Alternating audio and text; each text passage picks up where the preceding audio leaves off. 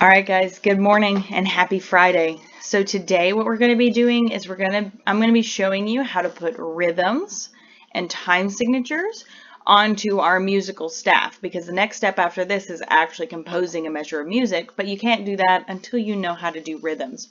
So let's get started by adding a time signature to our musical staff. Now, while I'm doing this, I'd like for you to follow along on your whiteboard, if at all possible. I promise that the practice will be really beneficial for you for next week's assignments. All right, guys, so let's start by adding our time signature. So we're going to stick to 4/4 or common time.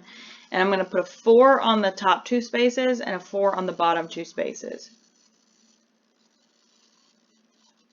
Just like that, one right on the top of the other. And now that tells us that our time signature, our measures, are going to have 4 beats each as we put our rhythms on them. So let's start with our whole note.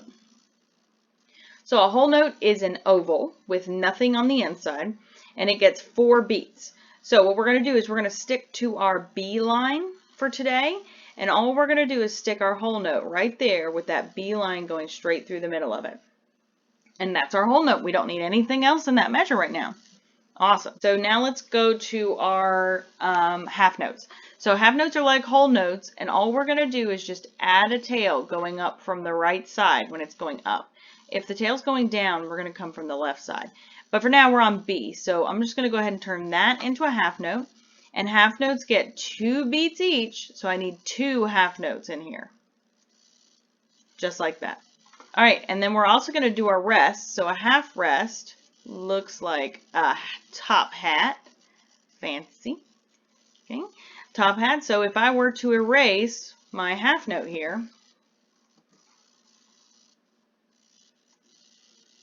and just took this and placed it right there on that line. There we go. That's our half rest. All right, so now let's talk about quarter notes. So quarter notes get 1 beat. And to make a quarter note, all we have to do is just color in the circle. Okay, so I'm just going to take my marker and I'm just going to color in the circle. Beautiful.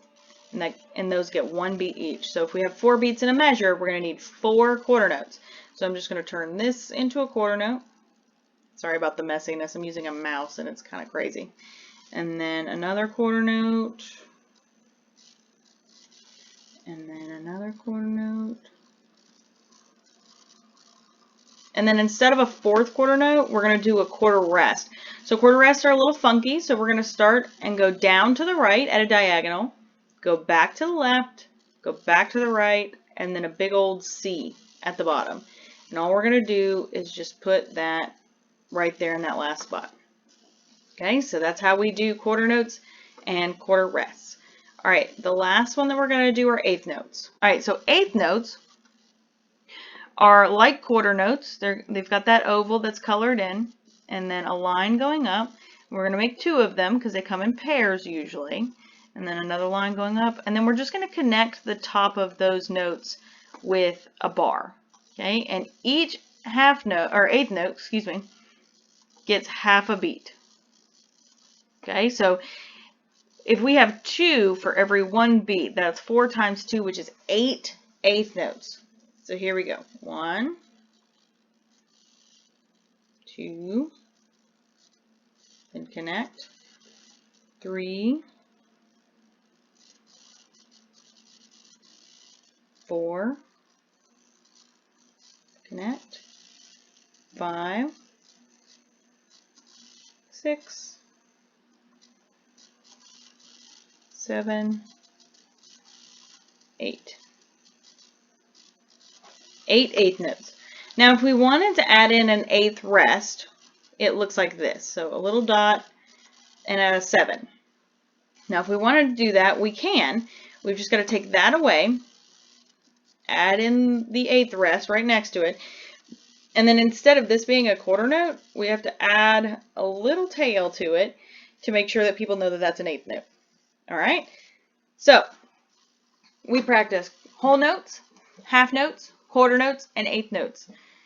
I suggest that you go ahead and start studying your rhythms, because there will be a quiz at some point in the next couple of weeks on rhythm and how many beats they get and what's their names and what's their corresponding rests. So do your practice. Go ahead and write as many times as you can during your free time if your brain is stuck on math or something like that. And remember, if you need me, I'm always on Google Chat from 11 to 3 o'clock every single day. All right, guys, that's it for today. So make sure you get in some practice on writing those rhythms down.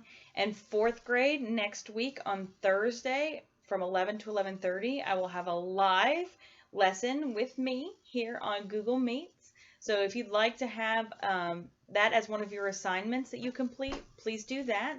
I haven't thought of a theme yet, but I'll think of that by Monday and let you know. Fifth grade. Next week's live lesson will include Mr. Dickens. He's the middle school band director, and he's going to talk about signing up for an instrument for next year's band. So if you would like to be in band next year, I highly suggest you be there.